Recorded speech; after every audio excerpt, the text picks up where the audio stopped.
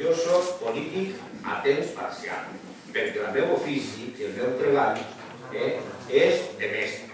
Jo soc mestre i estic totes les hores que me marca el conveni fent de mestre, però després faig de polític a temps parcial, com fan els llauradors valencians, que després d'estar treballant en un lloc van anar al seu campet i se planten les seves coses. Doncs això, jo evidentment soc un polític a temps parcial i me fa molta gràcia que gent que viu de la política íntegrament encara diga que això, si és polític o no és polític. Polític seràs tu, que fa molts anys que estàs vivint el tema de la política municipal, que jo estic així, en aquest ajuntament, per a fer política i per a dir el que pensa la meva organització.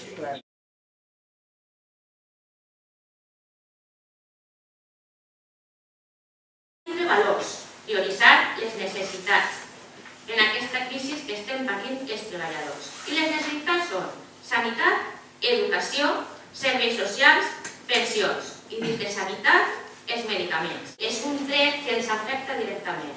Perquè si jo vaig a comprar-me la pastilleta de la funció i no la tinc, el jamacuco no li va entrar al diputat de València, me va entrar a mi. Per tant, pense que aquestes coses cal defensar-les i cal defensar-les així. Moltes gràcies.